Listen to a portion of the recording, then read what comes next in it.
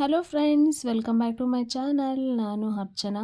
ಇವತ್ತು ನಾನು ಒಂದು ರೆಸಿಪಿಯೊಂದಿಗೆ ನಿಮ್ಮ ಮುಂದೆ ಬಂದಿದ್ದೀನಿ. ಅದು ಏನು ಅಂತಂದರೆ ನೂಡಲ್ಸ್ ರೆಸಿಪಿ. ನೂಡಲ್ಸ್ನ ಹೇಗೆ ಮಾಡ್ಕೊಳೋದು, ಈ ರೀತಿಯಾದಂಥ ಟೇಸ್ಟಿ ಸ್ಪೈಸಿ ನೂಡಲ್ಸ್ನ ಯಾವ ರೀತಿ ಮಾಡ್ಕೊಳೋದು ಅನ್ನೋದನ್ನು ನಿಮಗೆ ತೋರಿಸ್ತೀನಿ. ಅದಕ್ಕಿಂತ ಮುಂಚೆ ಇನ್ನೂ ಯಾರು ನನ್ನ ಚಾನಲ್ನ ಸಬ್ಸ್ಕ್ರೈಬ್ ಮಾಡ್ತೀರಾ ನೋಡ್ತಿದ್ದೀರಾ, ಪ್ಲೀಸ್ ಪ್ಲೀಸ್ ಪ್ಲೀಸ್ ಸಬ್ಸ್ಕ್ರೈಬ್ ಮಾಡಿ, ಲೈಕ್ ಮಾಡಿ, ಕಮೆಂಟ್ ಮಾಡಿ, ಹಾಗೆ ನಿಮ್ಮ ಫ್ರೆಂಡ್ಸ್ ಎಲ್ಲರಿಗೂ ಶೇರ್ ಮಾಡಿ.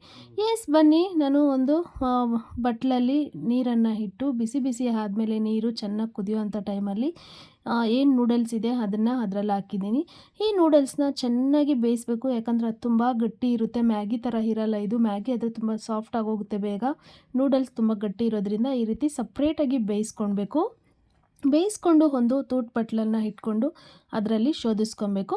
ಈ ಬೇಕಾಗಿರೋವಂಥ ತರಕಾರಿನ ಕಟ್ ಮಾಡ್ಕೊಬೇಕು. ಸೊ ಏನೇನು ತರಕಾರಿ ಬೇಕು ಕಟ್ ಮಾಡಿದ್ದೀನಿ ನಾನು ಅಂತಂದರೆ ಬೀನ್ಸು, ಕ್ಯಾರೆಟು, ಟೊಮೆಟೊ, ನವಕೋಲು, ಈರುಳ್ಳಿ, ಕೊತ್ತಂಬರಿ ಸೊಪ್ಪು ಇಷ್ಟನ್ನು ಕಟ್ ಮಾಡಿ ಇಟ್ಕೊಂಡಿದ್ದೀನಿ. ನಿಮ್ಮ ಹತ್ರ ಇನ್ನೂ ತರಕಾರಿ ಇದೆ ಅಂತಂದರೆ ಸೊ ಆರಾಮಾಗಿ ಎಲ್ಲ ತರಕಾರಿನೂ ಕೂಡ ಯೂಸ್ ಮಾಡ್ಬೋದು. ಟೇಸ್ಟ್ ತುಂಬ ಚೆನ್ನಾಗಿರುತ್ತೆ.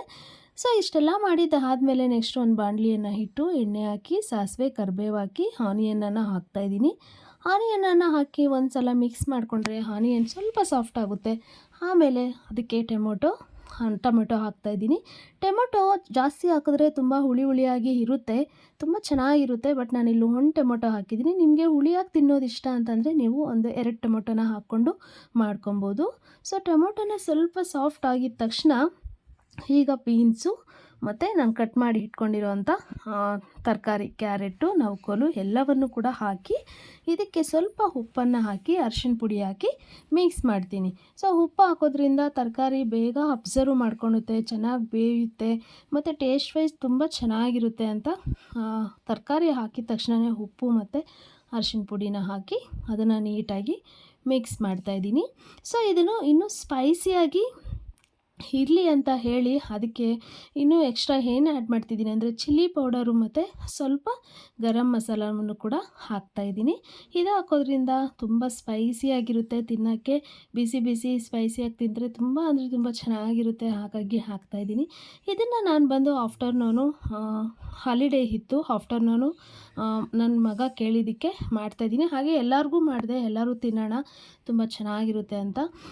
ಇಷ್ಟೆಲ್ಲ ಮಾಡಿದ ಆದಮೇಲೆ ಸ್ವಲ್ಪ ನೀರನ್ನು ಹಾಕಿ ಅದನ್ನ ನೀಟಾಗಿ ಮಿಕ್ಸ್ ಮಾಡ್ಕೊಬೇಕು. ಆಮೇಲೆ ನಾವು ಈಗಾಗಲೇ ರೆಡಿ ಮಾಡಿ ಇಟ್ಕೊಂಡಿರುವಂಥ ನೂಡಲ್ಸ್ನ ಅದರಲ್ಲಿ ಹಾಕಿ ಕಲಿಸ್ಬೇಕು. ಎಷ್ಟು ಈಸಿ ಅಲ್ವಾ ಫ್ರೆಂಡ್ಸ್? ತುಂಬಾ ಈಸಿ, ತುಂಬಾ ಟೇಸ್ಟಿಯಾಗಿರುತ್ತೆ. ತುಂಬಾ ವೆಜಿಟೇಬಲ್ಸ್ ಎಲ್ಲ ಹಾಕ್ಕೊಂಡು ಮಾಡ್ಕೊಳೋದ್ರಿಂದ ಮನೆಯಲ್ಲೇ ಹೆಲ್ದಿಯಾಗಿ ನಾವು ನೂಡಲ್ಸ್ನ ಈ ರೀತಿ ತಿನ್ಬೋದು. ಫ್ರೆಂಡ್ಸ್, ಹೇಗಿತ್ತು ರೆಸಿಪಿ?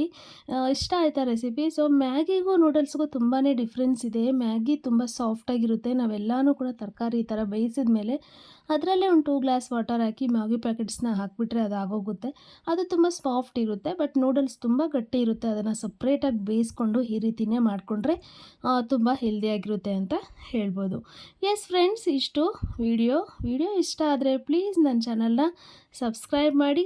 ಹೇಗಿತ್ತು ರೆಸಿಪಿ ಅಂತ ನನಗೆ ಕಮೆಂಟ್ ಮಾಡೋದಂತೂ ಮರಿಬೇಡಿ. ಹಾಗೆ ನಿಮ್ಮ ಫ್ರೆಂಡ್ಸ್ ಎಲ್ಲರಿಗೂ ಶೇರ್ ಮಾಡಿ. Thank you friends. ಸಿಗೋಣ ಮುಂದಿನ ವಿಡಿಯೋದಲ್ಲಿ. ಅಲ್ಲಿವರೆಗೂ ನಮಸ್ಕಾರ.